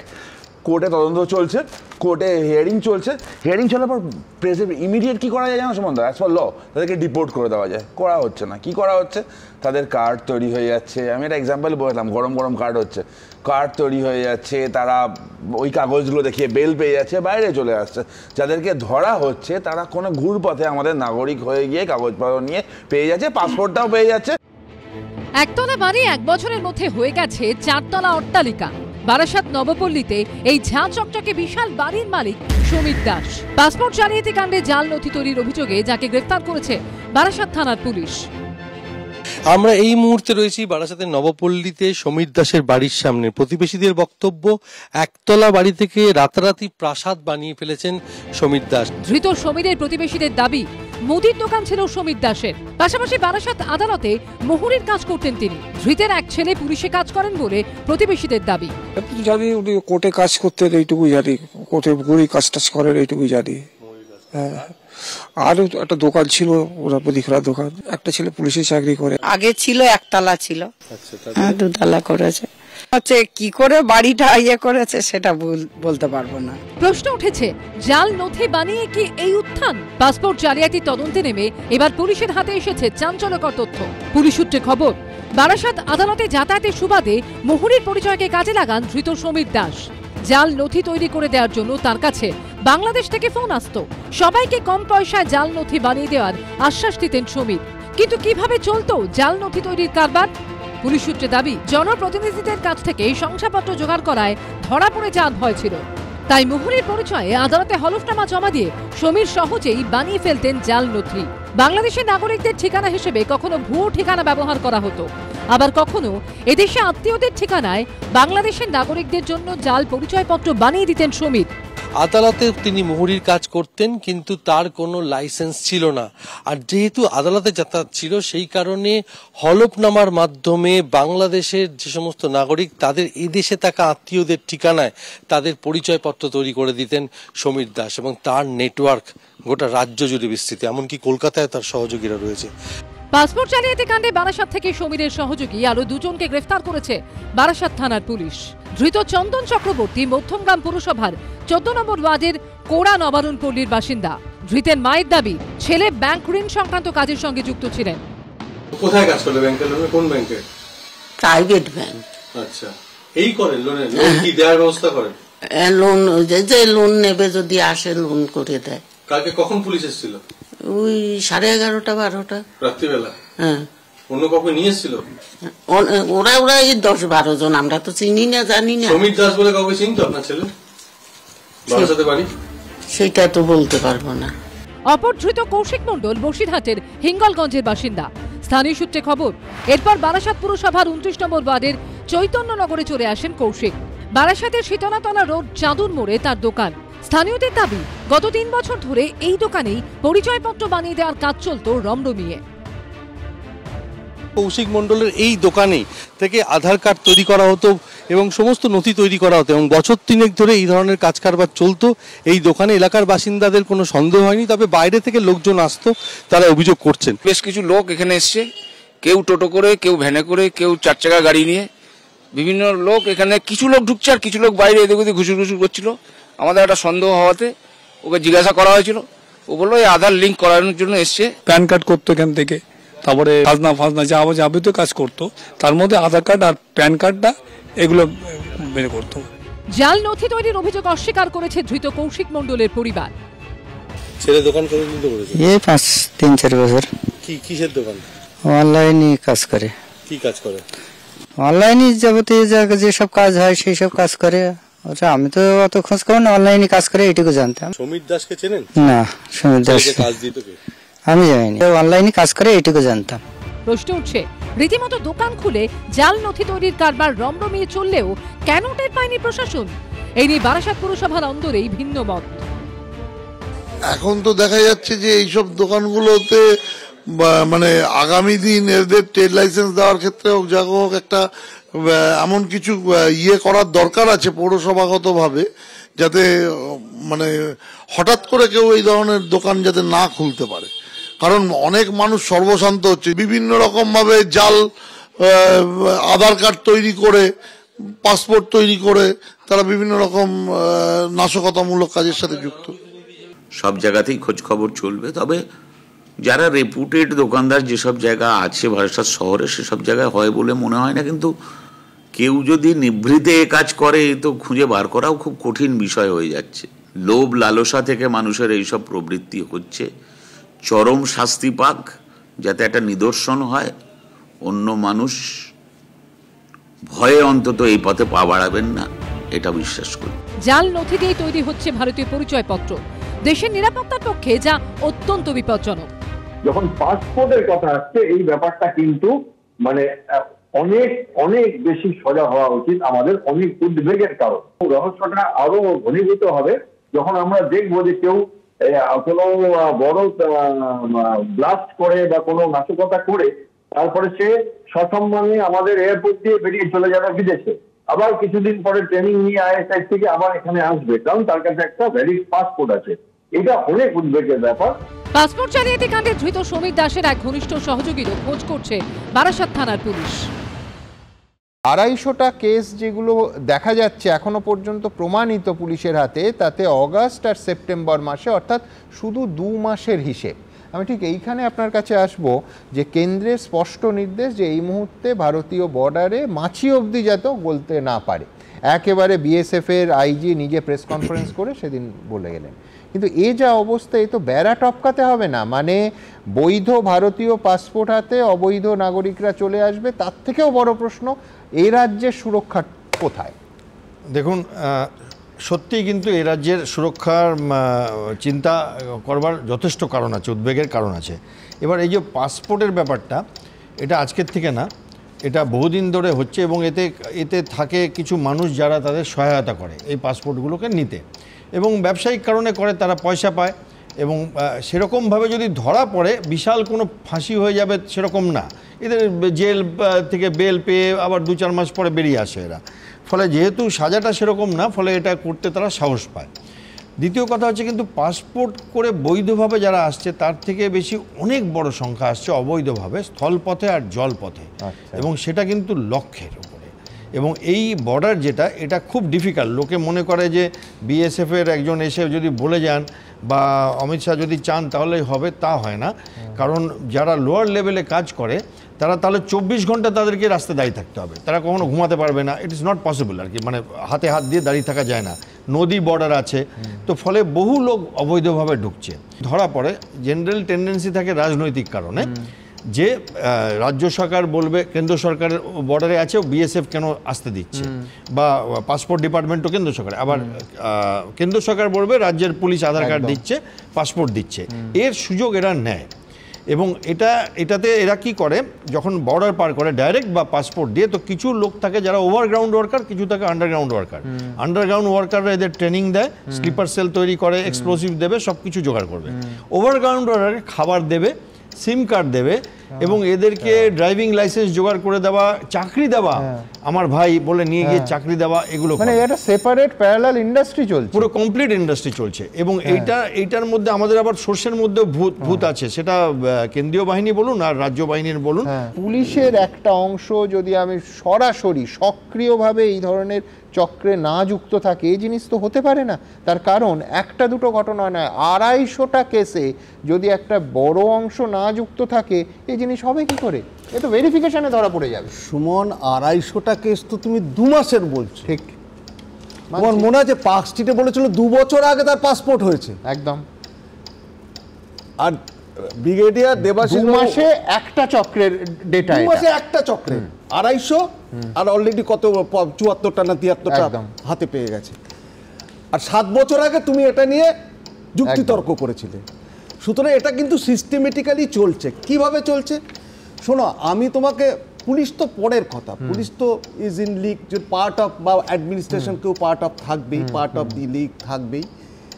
তার সঙ্গে সঙ্গে তোমার যদি প্রত্যন্ত গ্রামে তুমি পাচ্ছ কি করে, তোমার যদি পঞ্চায়েত সমিতির সভাপতি বা গ্রাম পঞ্চায়েত একটা সার্টিফিকেট দেয়, আমি তাকে চিনি জানিলাম, মিউনিসিপ্যালিটির কোনো কাউন্সিলর দিল, তার ভোটার কার্ড হয়ে যাবে, পরিষ্কার। আজকে এই সিকিউরিটি থ্রেটগুলো হচ্ছে, না প্রসেস আছে সুমনদা, কোর্টে মানে পার্সোনাল এক্সপিরিয়েন্স আছে। তোমার কিছুক্ষণ আগেও বলছিলাম, আমি ছোটোবেলা যখন ল স্টুডেন্ট ছিলাম, বাবার সাথে একটা কোর্টে গেছিলাম, নাম করেই বলছি, বনগা কোর্টে গেছিলাম। সেখানে একটা মামলা শুনতে শুনতে হট করে জজ সাহেব বললেন যে ম্যাজিস্ট্রেট সাহেব, 14 ফরেন্স একটা মামলা ছিল, যে উকিল বাবু তো গরম আধার কার্ডটা, মানে আধার না, এটা গরম ভোটার কার্ডটা, মানে ইমিডিয়েট তৈরি হয়েছে। প্রসেস আছে সুমনদা। কী প্রসেস দেখো, ক্লাস প্রথমে হচ্ছে কোনো লোক যখন ঢোকে, তুমি ফেকের কথা বলছো, আমি একটু ঠিকঠাক গ্রিন চ্যানেলের কথা বলবো, গ্রিন চ্যানেল দিকে আসে, লোকাল পঞ্চায়েত থেকে সার্টিফিকেট হয়ে যায় না এই লোকটা এখানেই থাকে 2000-3000 টাকার বিনিময়ে। ক্লাস 8 বোর্ডের পরীক্ষা থাকে না তো ক্লাস 8-এর সার্টিফিকেট লোকাল স্কুল থেকে জোগাড় হয়ে যায়, প্রত্যন্ত বর্ডার এলাকার স্কুলগুলো সুন্দরবন এলাকা থেকে হয়ে যায়। তারপর সব থেকে ইজিটা বের করা সেটাকে বলে ড্রাইভিং লাইসেন্স তারপর বেরোয়, তারপর আধার কার্ড বলে, তারপর রেশন কার্ড, তারপর প্যান কার্ড বেরোয়, ওই কাগজগুলো দিয়ে পাঠিয়ে দেয়, অনলাইন প্যান কার্ড চলে আসে, তারপর আসে আধার কার্ড, এবং সব শেষে এটা একটু টাফ প্রসেস ভোটার আইডি, সব শেষে হয় ভোটার আইডিটা। প্রত্যেকটা কাগজ একদম টিকমার্ক প্যাকেজ হয়, এরকম না যে একটা হবে, এটা পুরো প্যাকেজে ডিল চলে। মমতা বন্দ্যোপাধ্যায় 2005 সালে পার্লামেন্টে কাগজ ছুড়ে নিয়ে বলেছিলেন ইনফিল্ট্রেশন হচ্ছে, আজকে বলেন না, কারণ 17 লক্ষ ভুয়ো ভোটার পাওয়া গেছে পশ্চিমবঙ্গে। তারা কারা আমিও জানি না, মমতা বন্দ্যোপাধ্যায় জানতে পারেন। এরা ঢুকেছেন বাংলাদেশের সিটিজেনদের কথা বলছেন, শুধুমাত্র ওয়েস্ট বেঙ্গল বর্ডার থেকে নয়, মেঘালয় এবং ত্রিপুরা। অর্থাৎ এই প্রবলেমটা এখনো যারা ঢুকছে ত্রিপুরা থেকেও ঢুকছে, এই যে যাকে নিয়ে আমরা আলোচনা করছিলাম শঙ্কর সরকার, তিনিও ত্রিপুরা থেকে ঢুকেছেন। ইস্যুটা তা নয়, ইস্যুটা হচ্ছে এখানে খুব সহজে নকলটা তৈরি হচ্ছে না, খুব সহজে প্যারামিটারটা আমরা কিভাবে সেট করছি, যদি এখানেই খুব সহজে হতো। 42 জন দিল্লিতে এয়ারপোর্টে ধরা পড়ছেন, আপনি এই নাম্বারটা অস্বীকার করতে পারেন না। 200 জন এখানে 250 জন, ওইখানে এটা 42 জন। আমি বলছি সুমনদা, ওখানে এয়ারপোর্টে ধরা পড়েছেন, এমন নয় যে পাসপোর্টের সংখ্যাটা 42, সংখ্যাটা অনেক বেশি। আর একটা জিনিস মনে করি, যদি অক্টোবর 2023 সালে কলকাতা রিজিওনাল পাসপোর্ট অফিসের 4 জন অফিসিয়ালকে সিবিআই গ্রেপ্তার করে, সিবিআই গ্রেপ্তার করার পর সেই তদন্ত কিন্তু আর কোন দিকে এগিয়েছে বা আদৌ এগিয়েছে কিনা আমরা জানি না। আমার এখানে এইমাত্র বললে যে কলকাতার অফিস থেকে, অর্থাৎ কলকাতা অফিস থেকে, কিন্তু আরপিও বা পাসপোর্ট এটার সঙ্গে সরাসরি রাজ্য সরকারের কোনো সম্পর্ক নেই। রাজ্য সরকার করছে বলছি না তো, আমি আসছি, আমি সেখানে আসছি। চক্রটাতে কেন্দ্রও আছে, রাজ্যও আছে, মানে এদের কর্মীরা যুক্ত আছেন। এইখানে কর্মীরা পোস্টাল ডিপার্টমেন্টের আছেন, পাসপোর্ট ডিপার্টমেন্টের আছেন, এবং পুলিশের ক্ষেত্রেও থাকতে পারেন, এই সম্ভাবনা আমি অস্বীকার করছি না। কিন্তু একটা বাস্তব কথা বলি, যে পাসপোর্ট ডিপার্টমেন্টের যদি ভেতরের লোকরা জড়িত থাকে, পোস্টাল ডিপার্টমেন্টের ভেতরের লোকরা জড়িত থাকলে পুলিশ ভেরিফিকেশনকে প্র্যাকটিক্যালি বাইপাস করেও কিন্তু পাসপোর্ট ইস্যু করা সম্ভব। বার্থ সার্টিফিকেট থেকে শুরু করে স্কুল সার্টিফিকেট, সেই জাল নথিপত্র দিয়ে একে একে ভোটার কার্ড, আধার কার্ড, আর সবশেষে একেবারে হাতে চলে আসতো ভারতের আসল পাসপোর্ট। সীমান্তের ওপারে যখন অশান্ত বাংলাদেশ, তখন এপারে সামনে চলে এসেছে পাসপোর্ট জালিয়াতি কাণ্ডের বড় জাল। একে একে ধরা পড়েছে 9 জন, যার মধ্যে কেন্দ্রীয় সরকারের অধীনস্থ পোস্ট অফিসের কর্মী যেমন আছেন, তেমনি আছেন কলকাতা পুলিশের অবসরপ্রাপ্ত সাব ইন্সপেক্টরও। কিন্তু বছরের পর বছর ধরে কিভাবে চলছিল এই পাসপোর্ট জালিয়াতি, কিভাবে বাংলাদেশ থেকে আসা অনুপ্রবেশকারীদের হাতে পৌঁছে যেত ভারতীয় পাসপোর্ট, তদন্তে চাঞ্চল্যকর তথ্য উঠে এসেছে বলে পুলিশ সূত্রে দাবি করা হচ্ছে। প্রথম ধাপে অনুপ্রবেশকারী বাংলাদেশের নাগরিকদের সঙ্গে যোগাযোগ রাখতেন ধৃত সমরেশ বিশ্বাস, তার ছেলে রিপন বিশ্বাস এবং মুক্তার আলম। দ্বিতীয় ধাপে তৈরি করা হতো ভারতীয় নাগরিক হিসেবে প্রমাণিত করার জন্য জাল নথিপত্র ও পরিচয়পত্র।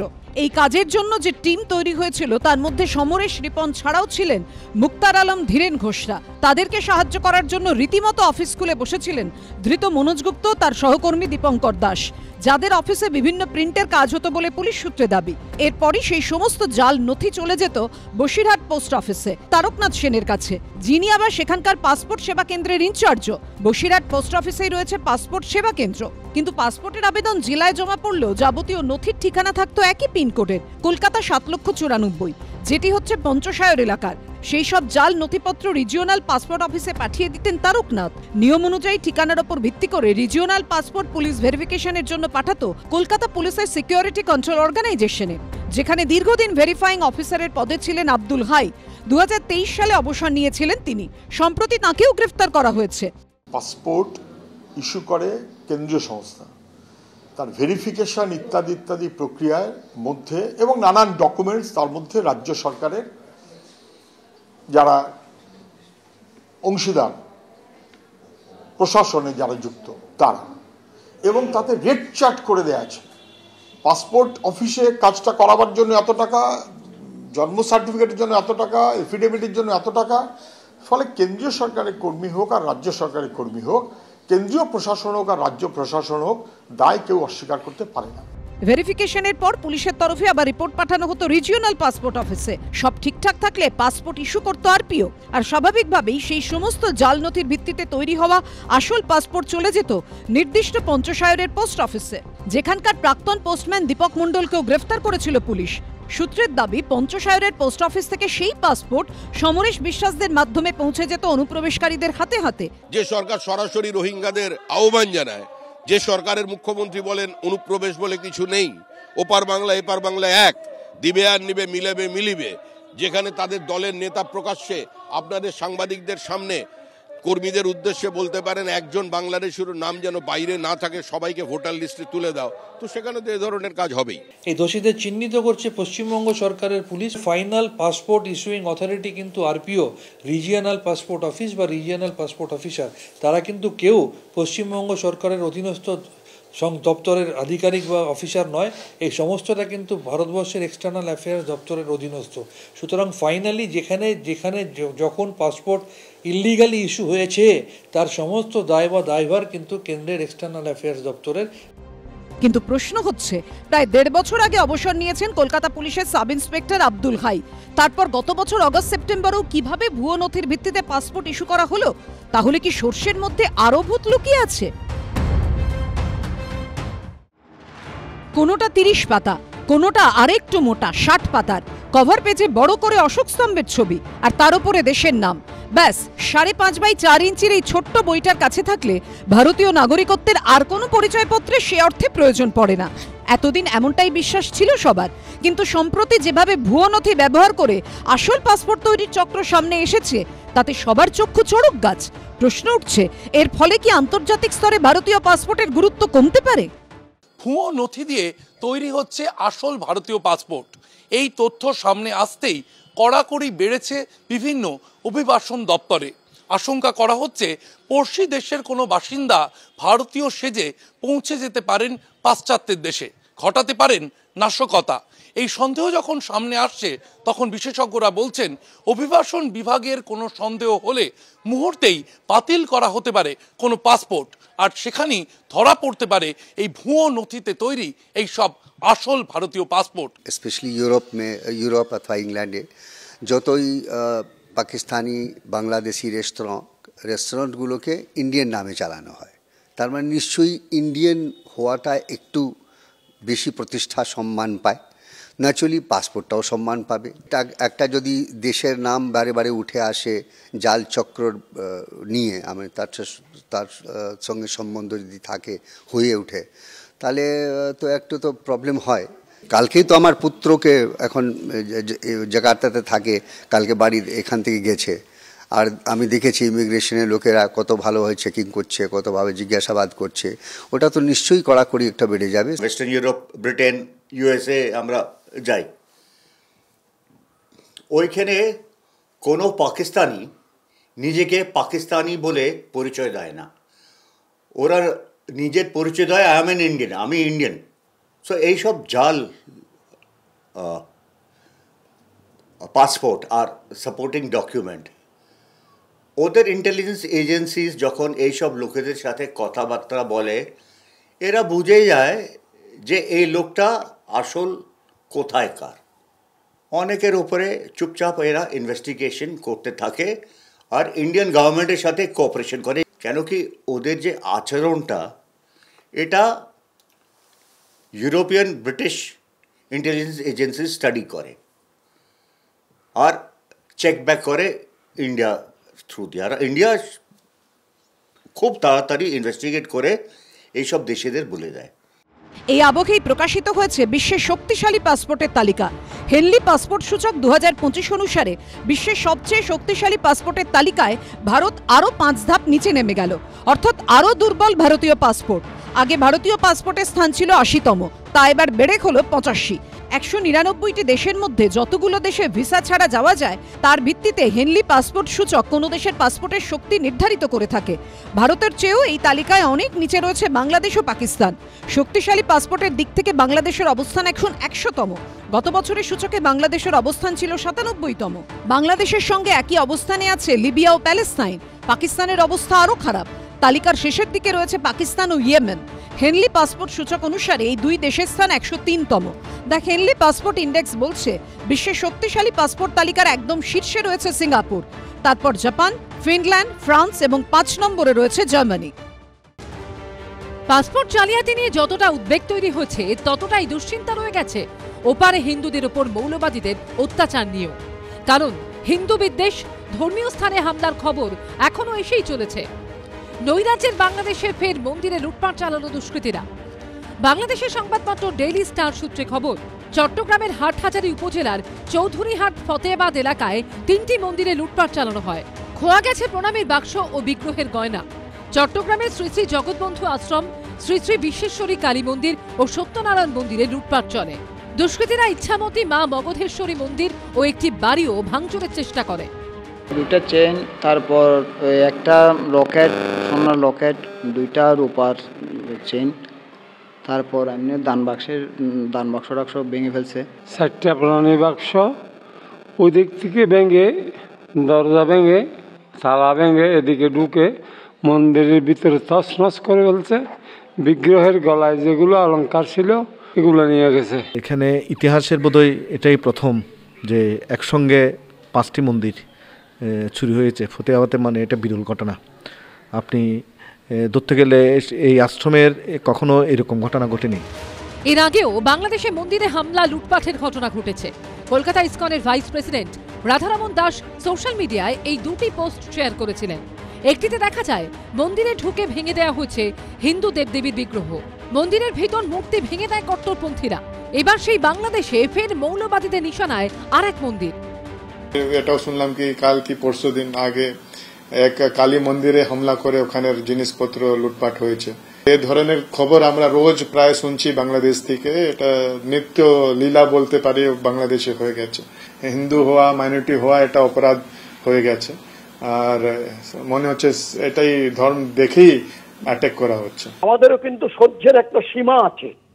আমাদের দেব দেবীকে সেখানে গিয়ে তাকে আঘাত করবে, তাকে ভ্যান্ডালাইজ করবে, আর আমরা একেবারে মানে সোজা চুপ করে বসে থাকবো, আমার মনে হয় that is not the correct approach. তীব্র প্রতিবাদ করছি যেই আমাদের দেবদেবীদের যেভাবে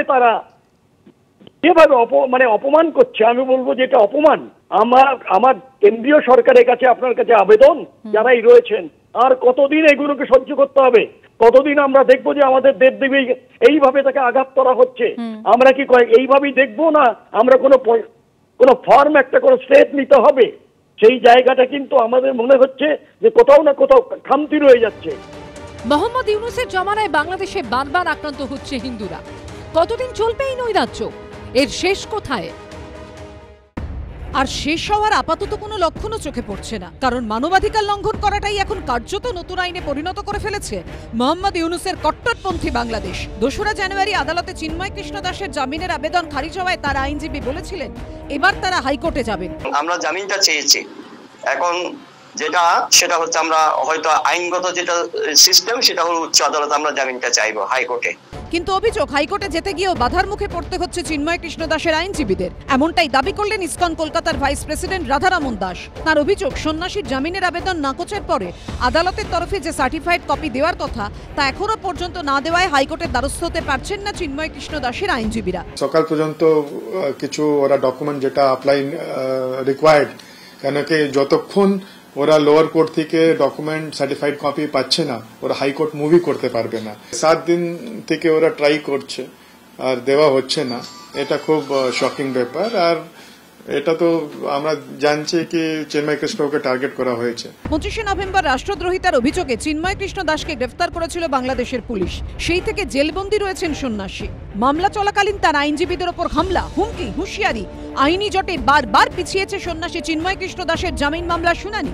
আমরা স্পষ্ট করে বলতে চাই, এই চট্টগ্রাম আদালত পাড়ায় যারা যদি কেউ সাহস করে এই চিন্ময় দাসের পক্ষে এবং চিন্ময় দাসের দোষরের পক্ষে কেউ যদি ওকালতি করতে চায় কিংবা ওকালতনামা দাখিল করে, সাথে সাথে এই কোর্ট বিল্ডিং এর তাকে গণপিটা দিতে হবে। 2 তারিখ সন্ন্যাসী চিন্ময় কৃষ্ণ দাসের মামলার শুনানিতে চট্টগ্রাম আদালতের বিচারক মন্তব্য করেন রাষ্ট্রদ্রোহিতার সাজা যাবজ্জীবন। তারপরই সন্ন্যাসীর জামিনের আর্জি খারিজ করে দেন তিনি। একদিকে যখন অশান্ত বাংলাদেশ, তারই মধ্যে পশ্চিমবঙ্গের বুকে ঘটে যাওয়া এক ভয়ঙ্কর ঘটনার এবার রায় ঘোষণা হবে। ঠিক 5 মাস আগের একটি ভয়ঙ্কর সকাল, আর 5টা দিনের মতো দিনটা শুরু হলেও পরক্ষণেই যেন থমকে গেল গোটা শহর। আরজিকর থেকে এলো সেই নৃশংস ঘটনার খবর। আগামী 100 বছরেও যে ক্ষত ভুলতে পারবে না নাগরিক সমাজ। 1-2 করে শেষে আরজিকর মেডিকেলে তরুণী চিকিৎসক খুনে পেরিয়ে গেল 5টি মাস। মাঝে মামলা, রাত দখল, সিবিআই তদন্ত, দীর্ঘ শুনানি, আইনজীবী বদল, আরো কত কি। অবশেষে আরজিকর মেডিকেলে ধর্ষণ খুনের মামলায় শেষ হলো বিচার প্রক্রিয়া। 18 জানুয়ারি রায় ঘোষণা করতে চলেছে আদালত। শিয়ালদা আদালতে দুপুর 2:30টায় হবে রায় ঘোষণা। গত 9 আগস্ট আরজিকর মেডিকেলে ধর্ষণ করে খুন করা হয় তরুণী চিকিৎসককে। এরপর 24 ঘন্টার মধ্যে গ্রেফতার করা হয় কলকাতা পুলিশের সিভিক ভলেন্টিয়ার সঞ্জয় রায়কে। আর এর ঠিক 5 মাসের মাথায় রায় ঘোষণার দিন ধার্য করলো আদালত। বিচার প্রক্রিয়া শুরু 2 মাসের মাথায় ঘোষণা করা হলো রায়ের দিনক্ষণ। কিন্তু এই আবহেই তদন্ত প্রক্রিয়া নিয়ে ফের প্রশ্ন তুললেন নিহত চিকিৎসকের মা বাবা।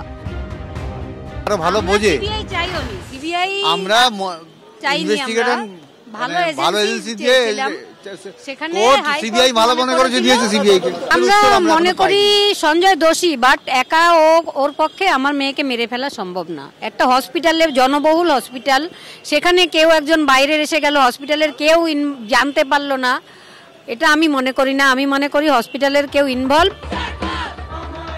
যে ঘটনায় গর্জে উঠেছিল গোটা নাগরিক সমাজ, পথে নেমেছিল 8 থেকে 80। 5 মাস পর বৃহস্পতিবারও পথে নেমেছিলেন তাদের অনেকেই। কলেজ স্কোয়ার থেকে শ্যামবাজার পর্যন্ত যায় মিছিল। অনেক প্রশ্ন আছে, সেই প্রশ্নের একটা উত্তর সঞ্জয় রায় কখনো হতে পারে না। আরও প্রশ্ন ফাঁকা থেকে যাচ্ছে। সঞ্জয় রায়কে ফাঁসি দুক, যাবজ্জীবন দুক, সেটা আলাদা পাঠ। কিন্তু আমরা বারবার বলছি যে এই সঞ্জয় রায়কে ফাঁসি দিয়ে, যাবজ্জীবন দিয়ে যে বিচার মানুষ পেতে পারে না, কাউকে ধরে নিয়ে সাফোকেট করে দেওয়ার এই যে প্রচেষ্টা, এটার বিরুদ্ধে মানুষের গর্জে উঠতে হবে। আমরা এখনো ঘটনা কিভাবে ঘটলো, কারা ঘটালো, কেন ঘটালো, সেই মোটিভ কি, সেটা উদ্দেশ্য এখনো ক্লিয়ার আমরা দেখতে পাচ্ছি না। সাধারণ মানুষ এই রাগে আছে, এই ব্যথায় আছে। এক না একাধিক মোটিভ কি, ইনভেস্টিগেশন ডিস্ট্রাকশন হাসাব করা যে হলো, সেটা কাকে বাঁচানোর উদ্দেশ্যে হলো, কি তার মোটিভ ছিল, এই 3টে প্রশ্ন যদি কমপ্লিট হয় আমরা মনে করব যে ন্যায় বিচারের পথে হয়তো এই আন্দোলন পা বাড়ালো। যদি এক না একাধিক ক্লিয়ার না হয়, যদি মোটিভ ক্লিয়ার না হয়, ইনভেস্টিগেশন ডিস্ট্রাকশন, ইনভেস্টিগেশন হাসাব, ইনভেস্টিগেশনকে টেম্পার করা, এই ঘটনা যদি ক্লিয়ার না হয় আমরা মনে করি ন্যায় বিচার হলো না। ওয়েস্ট বেঙ্গল জুনিয়র ডক্টরস ফ্রন্টের ডাকে মিছিলে ফের শামিল হলো নাগরিক সমাজ। পা মিলালেন সিনিয়র চিকিৎসকরাও। 4 জনের যে ডিএনএ পাওয়া গেল সঞ্জয় রায় ছাড়াও, সে তারা কারা সেটা আইডেন্টিফাইড হলো না। সিসিটিভির ফুটেজে যে 68 জনকে দেখা গেল, একা সঞ্জয় রায়কে ছাড়া কাউকে চেনা গেল না।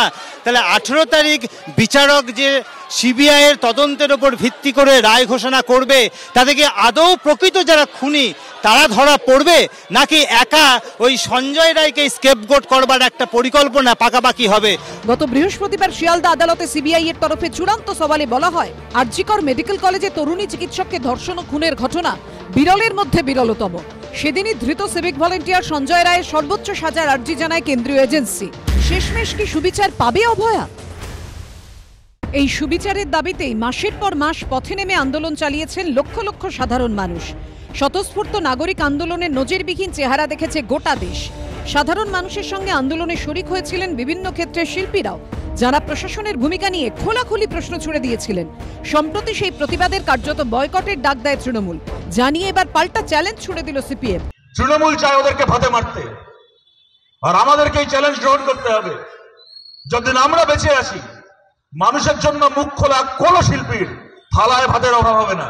আরজিকর কাণ্ডের প্রতিবাদে এবং বিচারের দাবিতে সরব শিল্পীদের একাংশকে সম্প্রতি বয়কটের ডাক দেন কুণাল ঘোষ। এই নিয়ে সোশ্যাল মিডিয়ায় খোলাখুলি পোস্ট করেন তিনি। কুণাল ঘোষের এই বার্তার পরে একাধিক তৃণমূল নেতার আয়োজিত অনুষ্ঠানে বদলে যায় শিল্পীর মুখ। কিন্তু কুণাল ঘোষের এই মন্তব্যকে কার্যত পত্রপাঠ খারিজ করে দেন অভিষেক বন্দ্যোপাধ্যায়। পার্টির তরফ থেকে তো কেউ নির্দেশ দেয়নি। আমরা সবার স্বাধীনতায় বিশ্বাস করি। আমি তো বলেছিলাম যে 14ই আগস্ট যারা রাত্রিবেলায় ঐক্যবদ্ধ হয়েছিলেন, রাত দখলের ডাক দিয়েছিলেন, কেউ সমর্থন করুক আর না করুক, আমি তাদের সাধুবাদ জানিয়েছিলাম। আর আমি আজও একই কথা বলছি, কারোর ভালো লাগতে পারে, কারোর খারাপ লাগতে পারে, এটাই বাংলার সাথে উত্তরপ্রদেশের পার্থক্য। তাৎপর্যপূর্ণ বিষয় হলো, খোদ অভিষেক বন্দ্যোপাধ্যায়ের এই মন্তব্যের পরও নিজের অবস্থানে অনড় থেকে কার্যত চ্যালেঞ্জ ছুড়ে দেন কুণাল ঘোষ। যেহেতু অভিষেক বন্দ্যোপাধ্যায় এই গোটা ফেজটায়, আরজিকরের সময়টায়, যেহেতু সেই সময়টা তিনি বাইরে ছিলেন এবং গোটা বিষয়টার মধ্যে ছিলেন না, যে কুৎসা চক্রান্ত ঝামেলা যারা আমরা সামলেছি, আমাদের জিজ্ঞাসা করলে আমরা বলে দেবো এই ডিফারেন্সটা কি। কুণালের পাশে দাঁড়িয়েছেন তৃণমূলের বর্ষিয়ান সাংসদ কল্যাণ বন্দ্যোপাধ্যায়। গত 3 সাড়ে 3 মাস দিদি তো দিদির মতো রয়েছে, মুক্ত খুলেছিলাম আমি আর কুণাল। মমতা বন্দ্যোপাধ্যায়ের বিরুদ্ধে যারা কুৎসা রটিয়েছে সেই সব শিল্পীদের না ডাকা উচিত, আর আমার কনস্টিটুয়েন্সির মধ্যে কোথাও ডাকলে আমি নিজে যে সামনে দাঁড়িয়ে স্লোগান তুলব। এই প্রেক্ষাপটে এবার শিল্পীদের বয়কট ইস্যুতে তৃণমূলকে পাল্টা চ্যালেঞ্জ ছুঁড়ে দিল সিপিএম। আসুন আমরা সবাই মিলে ওদের এই চ্যালেঞ্জকে আমরা গ্রহণ করি।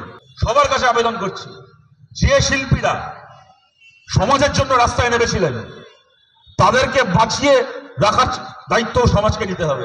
যে সামাজিক সংগঠনগুলোতে এই আন্দোলনের প্রতি সহানুভূতিশীল মানুষজন রয়েছেন, সবার কাছে আমরা এই বার্তা দিতে চাই, যে শিল্পীদেরকে এরা বয়কট করবে বলছে আরো বেশি করে, সেই শিল্পীদেরকে সেই মঞ্চে জায়গা করে দেওয়া হোক।